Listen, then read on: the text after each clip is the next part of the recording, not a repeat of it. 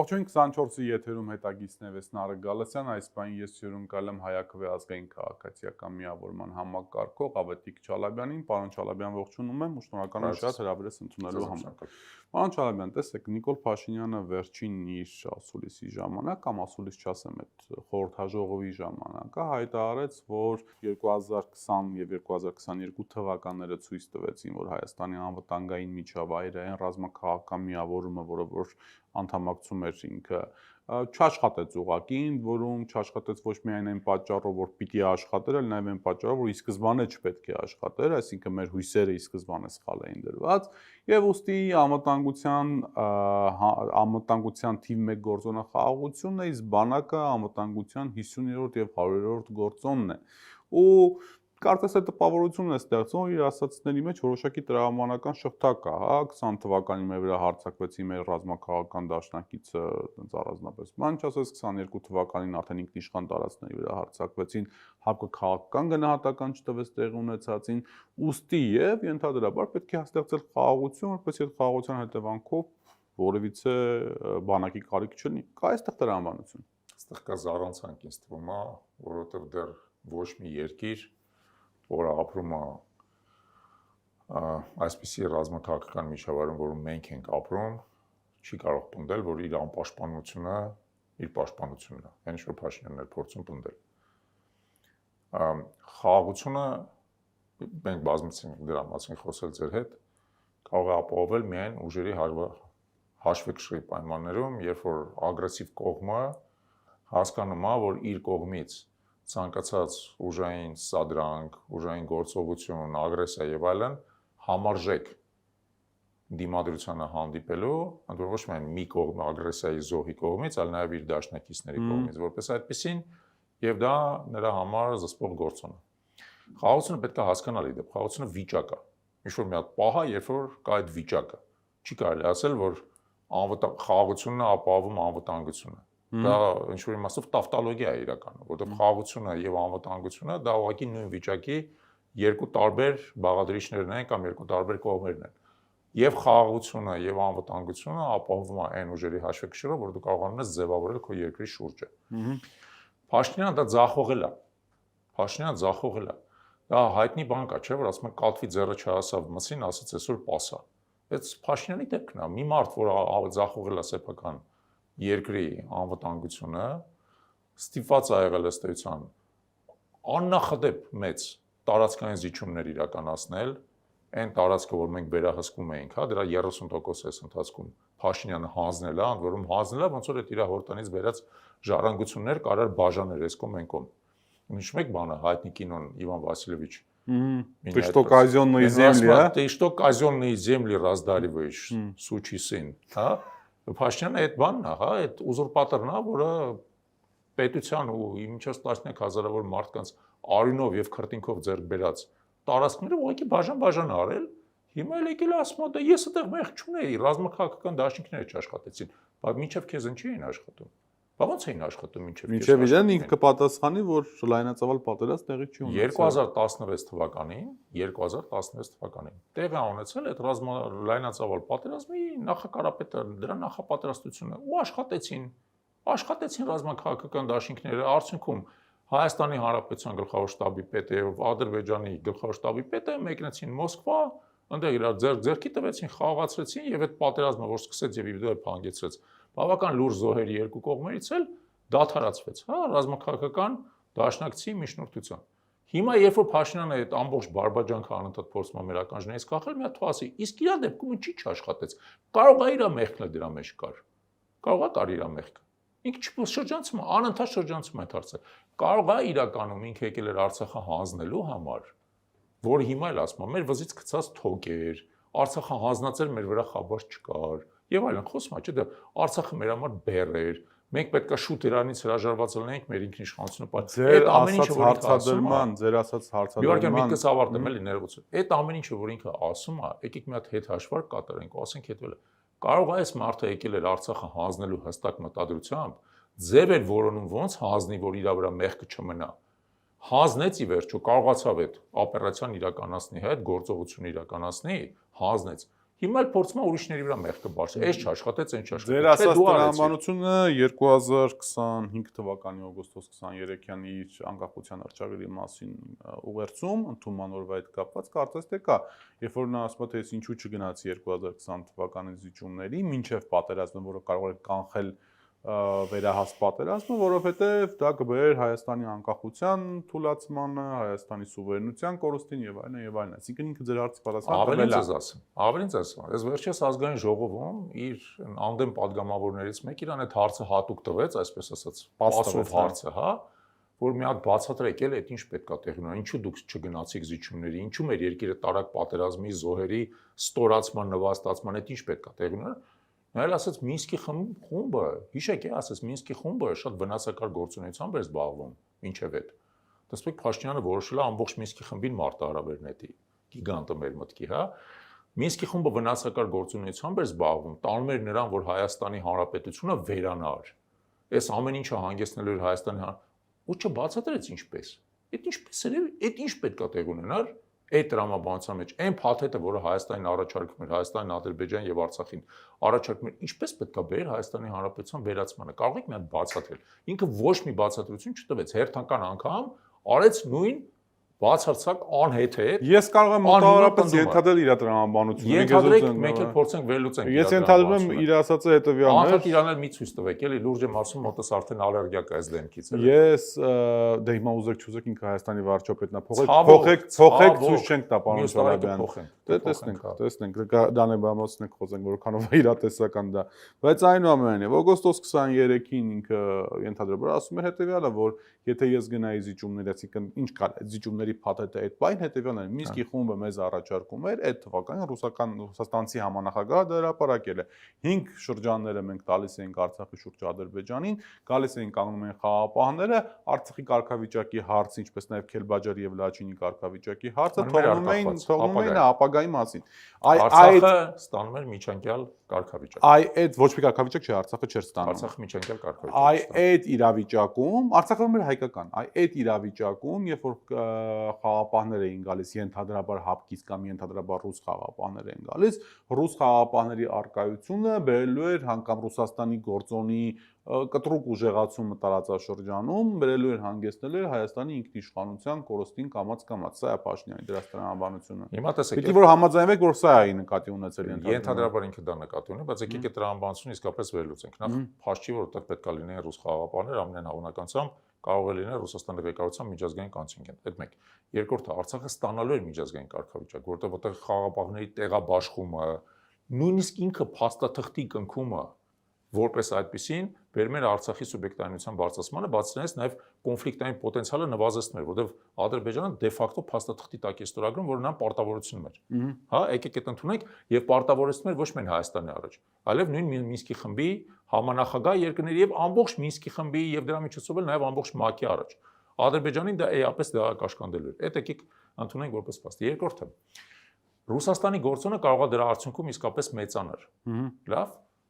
Իսկ հիմա ում գործոնն է մեծանում։ Ում պատճառով ենք մենք Արարատը հանում, ենթադրենք մեր կնիքից։ Ում պատճառով ենք Մեսրոպ Մաշտոցին հանում մեր դասագրքերից։ Ում պատճառով ենք Արարատի նկարը եւ մեր հերոսների նկարները հանում մեր դպրոցներից։ Այդ ում գործոնն է մեծացել Ռուսաստանի, թե Թուրքիայի։ Թուրքիայի։ Հիմա թող ասի Փաշինյանը, որ անընդհատ նույն բարբաջանքն է կնքում, որ մենք ավելի ինքնիշխան ենք։ Մենք ավելի ինքնիշխան ենք, դրա համար ենք Արարատի պատկերը հանում մեր կնիքից։ Երեք Արմեն Գրիգորյանը զուգահեռ շատ հետաքրքիր բան ասեց։ Վերջապես մարդիկ սկսում են ճշմարտություն խոսել։ Ասում են մենք փոխում ենք մեր ազգային նարատիվները, մեր անվտանգությունը բարձրացնելու նպատակով։ Հիշում եք անցյալ անգամ որ ես ասացի, որ ի վերջո մեր այդ ընտրության առաջ են կանգնեցնելու, որ դու կամ հայ ես մնում, կամ դառնում ես Փաշինյանի պես։ Հիշում եք որ ես ասացի։ Մարդիկ արդեն սկսեցին բացահայտ դրա մասին խոսալու, երբ որ ասում են քո նարատիվը փոխի, այսինքն ասում են դաթարի հայ լինելուց։ Եղի ուղղակի ինչ-որ մի հատ անդեմ քաղաքացի։ Դաթարի հավատալ նրան, որ Արարատը մեր սկզբնաղբյուրն է, մեր ծագումնաբանությունը Արարատից է, հա։ Դաթարի հավատալ, որ մենք ունենք Այբուբեն, որը ստեղծել է Մեսրոպ Մաշտոցը։ Դաթարի հավատալ նրան, որ մենք աշխարհի առաջի քրիստոնյա ազգն ենք։ Դաթարի հավատալ են, որ Եդեմական դրախտավայրը տեղակայված էր 4 գետերի ակունքում եւ դաթարի հավատալ քո էությանը, քո ինքնությանը։ Ուզում ես կենթանի մնաս Փաշինյանի օրոք, դաթարի հայ լինելուց։ Մարդիկ բերել են բացահայտ դա ասում են։ Երբ որ ես դրա մասին ասում եմ մի քանի ամիս առաջ, դա աբսուրդային է թվում։ Մարդկանց մոտ շոկ է, բայց հիշեք, այդ շոկը, ցանկացած շոկ, հետո սկսում է մարել ու մարդիկ հասկանում, չէ, ճիշտ է, իսկապես ինձ տենց է լինելու է։ Հենց այդ ճանապարհով էլ գնում են, որովհետև այն ինչ որ ասեց երեք Արմեն Գրիգորյանը, գուցե մինչև վերջ չմտածելով կամ Քրիստինե Գրիգորյանն ասել, դրանցից մեկ էլ էական չի, ասենք, դες խոսացող գլուխներ են ԿՊ-ի։ Ասեց մենք փոխում ենք մեր ազգային նարատիվները մեր անվտանգությունը բարձրացնելու նպատակով։ Էլ դրանից բաց այդ ինչ ասեն։ Էլ ինչ ասեն։ Մեկ էլ ասում, մեկ էլ պետք է մենք փոխենք հայկական անունները, ազգանունները, բան, անցնենք թուրքական անունների, որպեսզի բան լինի, դա բաց այդ դառնա։ Իրենք այդ ամենի բացատրություն են, ասում են մենք ոչ մի բան չենք փոխում, այլ մենք բերում ենք ամեն ինչի մեջ լեգիտիմություն, որը չի ընդհանրում ագրեսիա հարևանների կողմից։ Արարատը, որ գտնվում է, ես հիմա հասկանում եմ, որ ռուսերեն ասած երես եմ ասում ու ինքս իմ ասելու ժամանակ էլ ինքս իմ վրա նյարդայում, բայց այնուամենայնիվ ժանրն է ստիպում այդպես ասել, Քանի որ Արարատը գտնվում է սահմանից այն կողմի եւ Թուրքիայի տարածքային ամբողջականության մեջ, մեր կողմից խորհրդանիշները դեպի Արարատի խորհրդանիշների բարբերական պետական մոտեցում այդ խորհրդանիշներին կամ տարածումը, Թուրքիայի կողմից ագրեսիա է առաջացնում։ Ուստի մենք պետք է մեր ունեցածը, Արագածը, մյուսը եւ այլն, դա որպես խորհրդանիշ։ Եկեք մի հատ հասկանանք հետեւյալը, հա, իմիջիայլոց Փաշինյանը դա մի անգամ պատասխանել է մի իմաստուն մարդ ամերիկյան համասանում ունեցած իր բանախոսության ժամանակ։ Ինքը ասել է հետեւյալը, այս սահմանները, որը դու sense ֆետիշացնում ես հիմա, հարգելիս, նախ այս սահմանները գծվել են Հայաստանի նկատմամբ թուրք բոլշևիկյան ագրեսիայի արդյունքում, որում Հայաստանի Հանրապետությունը իր լեգիտիմ սահմաններով անդամահատվել է, կեսը խլվել է իրանից։ Խլվել է Կարսը, Արդահանը, Արարատը, Նախիջևանը, Արցախը, նաև Հյուսիսային Արցախը խլվել է Հայաստանից, Հայաստանի պատկան տարածքները տրվել են Թուրքիային եւ Ադրբեջանին։ Հիմա դու ասում ես սա է իրական Հայաստանը։ Ո՞վ ասեց, որ սա է իրական Հայաստանը։ Իրական Հայաստան հենց մարդկանց գնում ասում մի երազ։ Այսինքն մենք ինչ անենք Թուրքիայից տարածքային պահանջ ունենանք։ Չէ, մենք Թուրքիայից տարածքային պահանջ չպետք է ունենանք, բայց Արարատը կարա, չներուցին, Արարատը կարա լինի մեր խորհրդանիշը։ Դրան եք չէ հավատում, որ մեր խորհրդանիշն է։ Պահանջում ենք Թուրքիայից, չէ, բայց կարող է Թուրքիան մի օր մեզ վերադարձնի։ Ով գիտի։ Կարող է վերադարձնի։ Եթե նորմալ աշխատես, կարող է վերադարձնի։ Խնդիրը չի գնում նրա մասին, որ մենք դրա համար Թուրքիայի վրա հարձակվենք։ Դա անիրատեսական է, չէ՞, բոլորը հասկանում են, որ այսօրվա Թուրքիայի վրա հարձակվել կամ ինչ-որ ագրեսիա իրականացնել է Թուրքիայի կողմից հարձակումը, եթե դու շարունակ ըստ Փաշինյանի տրամաբանությունը դու շարունակում ես իր տարածքի նկատմամբ աչք ունենալ թեկուզ եւ դրա մասին չհայտարարելով, բավական իրատեսական է։ Մի բան ձեզ ասում եմ, տեսեք, մեր իրականության մեջ Արարատը եւ սիմվոլը եւ անվանումը կա ամենուրեք։ Կոնյակի վրա, ռեստորանների վրա, քաղաք Արարատ, մարզ Արարատ, ֆուտբոլի ակումբներ։ Եկեք այդ բոլորը ջնջենք։ Անունը դնենք Արագած, այդ տրամաբանությամբ։ Արարատ Միրզոյանն էլ Արագած անունը փոխենք։ Ծնողներս խալվել են, Արարատ են դրել, չհասկանալով որ իրական Հայաստանի տրամաբանության է թակասում։ Թող այդ մարդը գնա առաջին իր անունը փոխի դնի Արագած։ Հետո մնացածներից մի բանը պահանջեն։ Աբսուրդ է հասկանում։ Աբսուրդ է, բայց իմ մոտ այնպեսի տպավորություն կա, միգուցե ես սխալ եմ, որ Փաշինյանի այս համատարած քարոզչության հետևանքով հակառակ կողմի անգամ ողջամիտ բաները, այսպես պատասխանները, հա, կամ հակադարձումները իշխանական քարոզչությունը սկսում են ներկայացնել որպես մարգինալ, ծայրահեղական, հայդատական, երրորդ այլևս պատմության գիրկն անցած երրորդ հանրապետության նարատիվներ, որոնք այսօր այս ժամանակաշրջանում ընդհանրապես իրենց մեջ ագրեսիա են պարունակում։ Ու ստեղ այդ հակակայլը ես էլ որ չեմ կարողանում տեսնել։ Տեսեք, հակակայլը շատ པարզ է։ Ու նախ եւ առաջ եթե իշխանական քարոզչությունը փորձում է մեզ մարգինալիզացնել, դրանից չի հետեւում, որ դա իր մոտ ստացվում է։ Իրականում չի ստացվում եւ բոլոր ինդիկատորները, որոնք մենք անընդհատ հետևում ենք, հա, հանրային կարծիքի ցույց են տալիս, որ Փաշինյանի քարոզչությունը տեղ չի հասնում։ Տեղ չի հասնում իրականում։ Եվ դա լավ նորություն է, հա, մարդկանց մեծ մասը չեն հավատում Փաշինյանի քարոզչությանը։ Իրական Հայաստանն եւ այլն, հա։ Նրան որ մենք որ խաղաղությունը մեր անվտանգության հիմքն է եւ այլն, մարդիկ չեն հավատում, որ դու ունենալով ագրեսիվ հարևաններ, եթե դու փորձում ես անընդհատ նրան զիջումներով խաղաղացնես, անընդհատ, որ ամեն տեսակ զիջումներ, ստորացման գնով զիջումներ, այդ զիջումներով նրանց խաղաղացնես, դա բերել է նրան, որ դու ավելի անվտանգ լինես։ Ընդհակառակը դու ավելի վտանգված ես լինելու։ Ինչու՞։ Որովհետեւ այդ դիմացիները, հակառակորդները հասկանում են, որ դու թույլ ես, անողնաշար ես, դիմադրության ընդունակ չես, պատվազուրկ ես, ներսից հասարակության մեծ հակասություններ ունես եւ այլն։ Այսինքն դու քեզ ավելի խոցելի ես դարձնում։ Դա ակնհայտ է իմ համար։ Իդեպ ես ձեզ ասեմ, երեք մենք հատուկ քննարկում ենք պատմական անալոգները։ Պատմության մեջ շատ հայտնի դեպք է 30 թվականին Մյունխենի գործարքը, այսպես ասած, երբ որ միացյալ Չեմբերլեն, Բալադիե եւ Չեմբերլենը եւ Բալադյան Հիտլերին նվիրեցին Չեխոսլովակիայի մի մասը Սուդետի մարզը, հա, եւ այն տրամաբանության, որ եկեք ագրեսորին բան անենք, խաղաղացնենք, զիջումներ անենք, միայն որ ագրեսորին խաղաղացնելը բերեց երկրորդ համաշխարհային պատերազմին եւ մոտ 60 միլիոն զոհերի։ Ագրեսորին հնարավոր չի խաղաղացնել, որովհետեւ դու ֆունդամենտալ պետք է հասկանաս, որն է ագրեսորի տրամաբանությունը։ Մեծ Բրիտանիա չենք, Չէ, ներողություն, ավելի վատ։ Դու չես կարող ագրեսորին խաղաղացնել։ Դու ըստ էության պետք է ասես հետևել է, կա 3 տարբեր տրամաբանություն։ Ես փորձում եմ ագրեսորին խաղաղացնել, բայց դա իրականում միայն ավելի գրգռում իր ախորժակը։ Դա բերել է նրան, որ ես այնքան եմ զիջումներ անել, մինչև զիջելու այդ բան չմնա, ես վերջանամ։ Սա է Փաշինյանի տրամաբանությունը, մեր վերջանալու տրամաբանությունը։ Դա կարելի է ժամանակի մեջ ձգվի, կարող է զիջումներ մի 50 տարի տևեն, մինչև Հայաստանը վերջանա։ Եթե Փաշինյանը մնա, կարող է 50 տարի էլ չտևի։ 25 տարուց Հայաստան չլինի ընդհանրապես, ոնց որ Արցախը չեղավ, 5 տարի տևեց Փաշինյանի իշխանությունը, 5 տարում ինքը կարողացավ Արցախը 0-ից մինչև վերջացնի, հա։ Հիմա երկրորդ տրամաբանությունը հետևյալն է, փորձել գնալ ինչ-որ մի հատ տենց բանի, աբսուրդ արկածախնդրության, որը բնականաբար մենք դեմ ենք։ Երրորդ տրամաբանությունը հետևյալն է, որն է այն իրավիճակը, եւ դրա պատմական անալոգների մասին կարելի է եւս խոսալ հեսա, որն է այն իրավիճակը, երբ որ դու ոչ թե փորձում ես կռվել ագրեսորի դեմ կամ ընդհակառակը զիջել անդադար իրան, այլ փորձում ես այն կարգի հակակշիռներ ստեղծել, որոնք ագրեսորին կանգնացնում են ագրեսորին եւ կանգնացնում են օրինակ դրա լավագույն օրինակներից երկուսը ձեզ ասեմ, երկուսն համաշխարհային պատերազմի կոնտեքստում են եղել երկրորդ։ Մեկը Ֆինլանդիայի կողմից դիմադրությունն է եղել սովետական միությանը։ Ասենք Մաններհեմիգից եւ այլն։ Մաններհեմիգիցը դա զուտ ռազմական է եղել եւ այդ դիմադրությունը բերել է նրան, որ թեև Ռուսաստանը, սովետական Ռուսաստանը արդեն պայմանավորվել էր Գերմանիայի հետ, որ Ֆինլանդիան Իրանն է, ինքը չկարողացավ Ֆինլանդիան գրավի, բայց կիսեց։ Չկիսեց, ստիպված եղավ բավարարվել Կարելիայով, որ այն բայց որ անտառային անմարդաբնակ եւ համեմատաբար փոքր հատվածներ Ֆինլանդիա պատմության մեջ ունի Ֆինլանդիայի մեծ մասը Լենինգրադից հեռացնել էր որոշակի առումով Ֆինլանդիան կարողացավ իր դիմադրության արդյունքում նույնիսկ առանց դաշնակիցների իր դիմադրության արդյունքում կանգնացնել սովետական հարձակումը շատ մեծ կորուստներ պատճառել բայց հիմա ավելի լավ օրինակ ասեմ տեսեք ես հատուկ Ֆինլանդիայից սկսեցի ավելի լավ օրինակ կա 1941 թվականին Հիտլերյան Գերմանիան որոշել էր ներխուժել նաև Շվեյցարիա Շվեյցարիան իրականացրեց համատարած մոբիլիզացիա ստեղծեց այնպիսի իրավիճակ 300,000-ից զորք կանգնացրեց Հիտլերյան Գերմանիայում, ստեղծեց այնպիսի իրավիճակ, որ Հիտլերյան Գերմանիան իհարկե շատ ավելին ուներ, 6 միլիոն զորք ուներ Հիտլերյան Գերմանիան։ Ինքը կարող էր ճզմել Շվեյցարիան, բայց ինքը հասկացավ հետևյալը, որ այդ փոքր Շվեյցարիան ճզմելու համար ինքը մի 5 միլիոն զինվոր պետք է պարկասներ շվեյցարական սարերում անհասկանալի քաղաքական նպատակի համար։ Եվ նա կանգնեց Իսկ միգուցե ուղղակի թողեցին միտեղ, որտեղ հնարավոր է գնալ եւ բանակցել։ Չէ, էդ էլ է պայմաններից մեկը։ Դրա համար ես որ ասում եմ դրա մասին, ես չեմ նկատի չունեմ, որ Շվեյցարիան դարեց միայն ռազմական ուժով։ Նա նաեւ, այո, խթաններ որոշակի ստեղծեց Հիտլերյան Գերմանիայի համար, որ ձեզ ավելի ձեռնտու է, որ մենք ունենք անկախ, քան լինենք բլերի ոչնչացված, վառված տարածք ձեր տակ, որը դուք ոչ մի օգուտ չունեք։ Հիմա նույն տրամաբանությամբ ստեղա պետք մտածել։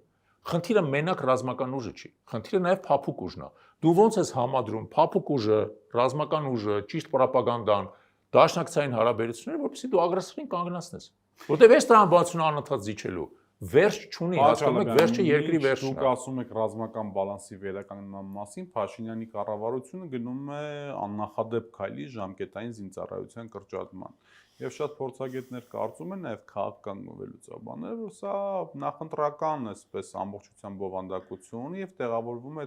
երկու տիպ արտաքին քաղաքական ցույց է տալիս Ադրբեջանին ու Թուրքիային, որ տեսեք մենք բանակ չենք էլ բանանում 1.5 տարի ենք դարձում եւ ներքին քաղաքական նախընտրական, որտեղ ինքը, այսպես ասեմ, ստանալու է բազմաթիվ մայրերի եւ ընտանիքների աջակցությունը, ու այստեղ էլ, այսինքն, այս գործողությունը, այս կորոբանը իրեն ընտրական տրամաբանությամբ դնում է բավական դրական լույսի ներքո։ Հիմա տեսեք, եկեք ես համոզված եմ, որ այդ հարցը կտակ, եկեք իսկապես սա էլ վերլուծենք, հա։ Մենք ընդհանրապես ասած սկզբունքայինորեն դեմ չենք նրան, որ ռազմական ժամկետային ծառայությունը կրճատվի դառնա 1.5 տարի։ Սկզբունքայինորեն դեմ չենք, բայց պայմանով, եւ այդ պայմանը Փաշինյանը չի կատարում։ Դա չպետք է բերի բանակի թուլացմանը։ Ընդհակառակը դա պետք է բերի բանակի ուժեղացմանը։ Ինչ ճանապարհով, ուրեմն երկու կարևոր գործիք կա, որոնցից եւ ոչ մեկը Փաշինյանը չի իրականացնում։ Մեկը դու պետք է համարժեք չափով ավելացնես պայմանագրային ծառայությունը։ Այսօր ամեն զորակոչին զորակոչվում մոտավորապես 5.5-ից 6000 ժամկետային զինծառայող։ Եթե դու 4 զորակոչից մեկը փաստորեն վերացնում ես, ուրեմն այդ քանակությամբ կամ դրան համարժեք քանակությամբ պայմանագրային զինծառայող պետքա ունենաս բանակում։ Այսինքն դու պետքա ավելացնես։ Օրենքի նախագիծը որ կարդաք, այնտեղ ոչ մի բառ չկա դրա մասին։ Այսինքն բանակը կրճատվում է ուղղակի թվականի։ Այո, բանակը չպետք է կրճատվի, այսինքն ժամկետային զինծառայությունը կարող է կրճատվել, բայց ոչ բանակը, որը նշանակում է, որ դու հետևողականորեն այդ 5.5-6000 զինծառայողը պետք է ավելացնես պայմանագրայինների միջոցով, որովհետեւ կարողանաս նա պակասացնես, այդ մեկ։ Բայց երկրորդն էլ կա։ Տեսեք, շատ երկրներում ռազմական ծառայությունը ժամկետային ավելի կարճ է։ Օրինակ նույն Շվեյցարիան, որի մասին ես ասացի, ավելի կարճ է ժամկետային ծառայությունը, բայց ինչով է դա փոխարինվում։ Դա փոխարինվում է նրանով, որ զինծառայողը ժամկետային ծառայությունը անցնելուց եւ խաղաղ կյանքի վերադառնալուց հետո պարբերաբար 2 տարին մեկը, 3 տարին մեկը, 2-3 շաբաթով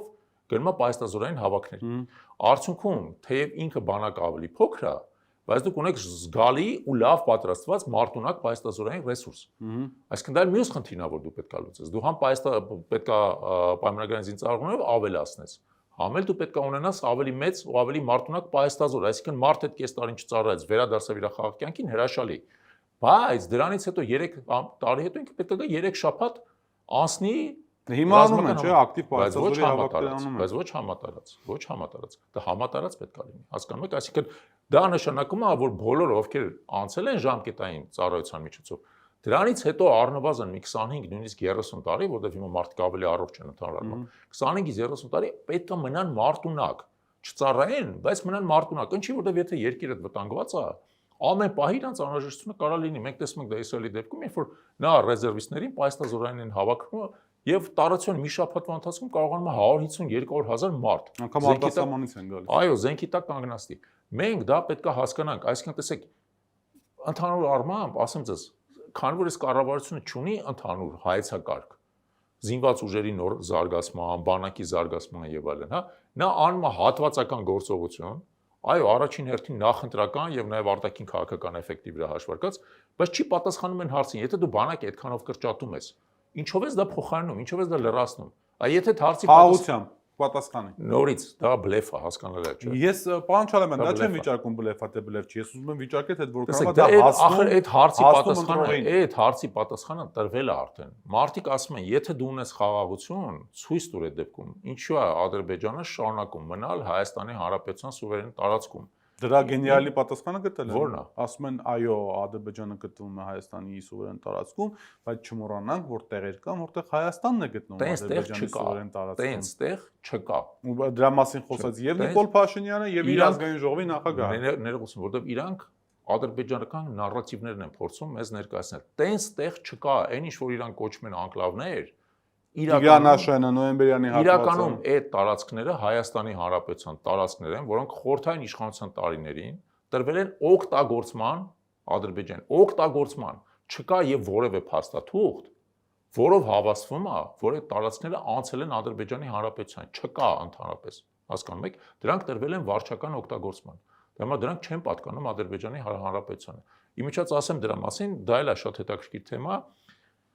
Խորհրդային միության ժամանակ տարածքը մի հանրապետությունից մյուս հանրապետության կարող էր հանձնել, իսկ այդպիսի դեպքեր եղել են իրականում։ Եթե դա հաստատվում էր խորհրդային միության գերագույն խորհրդի կողմից, ամբողջ խորհրդային միության, խորհրդային միության, այո, պաշտոնապես, որովհետև մենք ապրում ենք խորհրդային երկու եղբայրական հանրապետությունները չէին կարող իրար մեջ տարածք փոխանակել։ Ոչ, գալիս էին, դիմում էին եւ գերագույն խորհուրդը հաստատում էր։ Այդպիսի փաստաթուղթ գոյություն չունի։ Եթե գոյություն ունի, թո Փաշինյանը եւ իր Ալեն Սիմոնյանը բերեն այդ փաստաթուղթը ցույց տան։ Չկա ոչ մի լեգիտիմ պաշտոնական փաստաթուղթ, որով Հայաստանի Հանրապետության որևէ տարածք անցել է Ադրբեջան։ Ընդհակառակը կար նախկինում այդպես փոխանցվել են ալ լճերը։ Այո, դրանք փոխանցվել են, որովհետև այն տրամաբանությունն ա եղել, որտեղ հայկական բնակչություն չկա, փոխարենը դրանք օգտագործվում են որպես արոտավայրեր։ Այսինքն Վարդենիսի ուղղությամբ, ճիշտ եմ հասկանում։ Այո, բայց դա հիմա Ադրբեջանի վերահսկողության տակ է։ Այն ինչ որ մեր վերահսկողության տակ է, մերն է։ Եվ եթե ինչ-որ մեկը հակառակն է պնդում, թող բերի այն փաստաթուղթը, որ ասում է Տիգրանաշենը Ադրբեջանն է։ Եղել են վարչական օգտագործման, ոչ թե իրանց։ Հիմա գալով նրան, որ դուք ասացիք, այդ բառակապակցությունը մտքից դուրս չի գալիս 2026 թվականին կփոխենք, հա։ Ես ուզում հասկանալ այդ վստահությունը նախընտրական կամ ընտրական, այսպես քարոզչական տրամաբանություն ունի, թե դուք իսկապես հավատում եք, որ ընտրությունները Փաշինյանին հնարավոր է փոխել։ Նայեք, ես կարծում եմ, որ ընտրությունները կարևորագույն մեխանիզմ են երկրում ընդհանրապես ասած քաղաքական կուրսը եւ այն իրականացնող իշխանությունը փոխելու համար։ Դա քաղաքագիտական բանն է, բացատրությունն է։ Իսկ հիմա իրականն է։ Չէ, բայց իրականը եկեք նաեւ իրականը նայենք։ Հիմա մենք 2025 թվականում ենք գտնվում։ 2021 թվականից ի վեր անդիմությունը տարբեր այլ միջոցներով փորձել է Փաշինյանը փոխել, չի ստացվել։ Եթե չի ստացվել, նախկինում հավանականությունը չեմ պնդում որ բան, բայց հավանականությունը մեծ է նաեւ որ այդ միջոցները արդյունավետ չեն եղել, հա։ Եվ դա բարձ բացատրություն ունի։ Նույն սոցիոլոգիական հարցումները ցույց են տալիս, որ մարդկանց մեր քաղաքացիների ճնշող մեծամասնությունը կարծում են, որ իշխանությունը պետք է փոխվի ընտրություններով։ Ինչի որտեղ դա իրենց անձնապես հնարավորություն է տալի ազդել այդ գործընթացի վրա։ Երբ որ ասում ես իսկ փողոցային պայքարով մոտավորապես 3 անգամ ավելի քիչ մարդ է պատրաստ մասնակցել փողոցային պայքարի, քան թե գնալ ընտրությունների։ Միշտ նորմալ է, դա տրամաբանական երևույթ է։ Փողոցային պայքարը ռիսկ է, ընտրությունները ռիսկ չի։ Դա ընտրություններն էլ ունեն իրենց ռիսկը, բայց շատ ավելի քիչ եւ ամենակարևորը հետեւյալն է, որ դա օրենքներով նկարագրված լեգիտիմ գործընթաց է, իդեպ հիշենք նաեւ դրա արտաքին քաղաքական կողմը։ Այդ են գործընթացն է, որի միջոցով տեղ ունեցած իշխանապողությունը ստիպված են ընդունել։ Այն դեպքում, երբ որ փողոցային պայքարի միջոցով տեղի ունեցած իշխանապողությունը կընդունեն եթե իրենց ձեռնտու այդ իշխանապողությունը, ինչպես տեսանք Փաշինյանի դեպքում, իրենց ձեռնտուները ընդունեցին։ Ձեռնտու չլներ, հիմա մենք նույնը անենք այդ իշխանապողությունը կարող է չընդունել։ Հիմա դրա համար մենք կարծում ենք, որ այո, իշխանությունը հիմնական մեխանիզմը, մյուս մեխանիզմը ազգային ժողովում անվստահություն հայտնելն է, դրա մասին կարելի է առանձին խոսալ, դա էլ չբացառենք եւ մենք չենք բացառում, բայց բազային մեխանիզմը Դե հիմա այս պահին պատիվ ունեմ ներողություն եմ խնդրում, ուղղակի մինչև ընտրությունները հասնել, հա, ժամանակական առումով անենք, այս պահին արդեն հայտարարեցին, որ լուսումներ են նախաձեռնում, որը ենթադրում է, որ ինչ-որ process սկսվելու է այնուամենայնիվ։ Շատ լավ, թո process-ը սկսի, այդ process-ին մենք անդրադառնանք, բայց հիմա դուք հարցեցիք այն ամենների ընտրությունների մասին, տեսեք, ինչ եմ ես կարծում, որ ընտրությունները մեր համար առանցքային հնարավորություն են այս ամենի վրա ազդելու, որտեվ ընտրություններում Փաշինյանը փորձելու է իր նարատիվը ներկայացնել մեր քաղաքացիներին։ Մենք փորձելու ենք մեր նարատիվը ներկայացնել։ Եվ ստեղ ինչ որ չափով այնուամենայնիվ տեղի ունենալու գաղափարական պայքար նաև մարդկանց մտքերի եւ սրտերի համար։ Մարդիկ պետք է ընտրություն կատարեն։ Իրանք հավատում են Փաշինյանի ասած այսպես կոչված իրական գաղափարին, որի իրականում Թուրքա-Հայաստանի գաղափարն է, Թուրքիայի ենթակայության տակ, թուրքական նարատիվներով ապրող, թուրքական ապրանք առնող, թուրքական փողի անցնող ինչ-որ բայից սկսած եւ մեղմ ասած Թուրքիային սրբի պես նայող, ոնց որ ինքն էր նայում Էրդոգանի գիրքը ձեռը, այդ Հայաստանին։ Նրանք այդ Հայաստանին են հավատում, թե հավատում են այն Հայաստանին, որի մասին խոսում ենք մենք։ Այսինքն այն Հայաստանին, որ ապրում է հայ մարդը իր արժանապատվությամբ, իր արժեքներով, իր հավատով, իր կրոնով, իր լեզվով։ Ընտրությունը շատ հստակ է լինելու, հենց այդպես է լինելու։ Եվ այդ ընտրությունը թողնվելու է իսկապես մեր քաղաքացիներին։ Եվ մենք յուրաքանչյուրս, դուք էլ Նարեկ ջան, պետք է առավելագույնը անենք, որ մեր քաղաքացիները ընտրեն հայ լինելը եւ շարունակաբար հայ լինելը։ Ինքը այլ բան է ասելու, այդ ձեր ասած առաջարկած երկընտրանքն է, ինքը այլ երկընտրանքի առաջարկել։ Ինքը գնալու է եւ առաջարկել է պատերազմ կամ խաղաղություն, թե խաղաղություն երկընտրանքը, ունենալով իր խաղաղության օրակարգի ներքո, հա, ճակերտավոր ասած, հսկայական արտաքին քաղաքական աջակցությունի դեմս արևմուտքի, հավաքական առումով թե Եվրամիության եւ թե Միացյալ Նահանգների, ունենալով Ադրբեջանի եւ Թուրքիայի աջակցությունը այդ հարցում, ստանալով ճակերտավոր նախընտրական զինադադար Ալիևից ամբողջ ընտրական գործընթացի համար, այսինքն դա լինելու է հայ ժողովրդին ահաբեկելու ընտրություն։ Ճիշտ է, դա լինելու է, այո, Փաշինյանը գալու է եւ շանտաժի է ենթարկելու հայ ժողովրդին, բայց հիմա պարզ, այո, շանտաժի է ենթարկելու, սպառնալու է պատերազմով։ Լինելու է Ադրբեջանի եւ Թուրքիայի խոսնակը, Փաշինյանը գալու է ասելու է, ինձ ընտրեք, այլապես Թուրքիան եւ Ադրբեջանը մեր դեմ պատերազմ սկսեն։ Հենց տենց անել, ճիշտ է։ Դուք ում կընտրեք այդ վիճակում։ Ինձ մի հարց չէ։ Դուք գնացեք Մեղրիից մինչև Ամասիա սովորական մարդկանց հարցեք, որովհետեւ ես այնուամենայնիվ որոշակի առնով քաղաքական գործընթացների մասը մոտիկից եմ այդ ամենը պրոցեսը։ Նշանակում Փաշինյանը չեք ընտրել։ Բնականաբար չեմ ընտրելու։ Շատ լավ է։ Ու ձերպես մեծամասնությունն է մտածում։ Մեծամասնությունը։ Իդեպ, այո, Ամասիայից մինչև Մեղրի այն ամենա չարքաշ դժվար կյանքով ապրող հայ մարդկանց մեծամասնությունը այդպես է մտածում, որովհետև խորապես իր մեջ միևնույն է, հոսում է հայ արուն, իր մեջ է այդ հայկական գենը։ Ինքը հասկանում է, որ Փաշինյանի արածը հատել է բոլոր կարմիր գծերը։ Ինքը հասկանում է, որ այլևս ընտրությունը պատերազմի եւ խաղաղության միջև չի։ Ընտրությունը պատերազմի եւ ստորացման միջև է։ Փաշինյանը հետևողական մեթոդիկ փորձում է ստորացնել մեր ժողովրդին։ Զրկել իր բանակից, մեր հպարտությունն է, հիշի։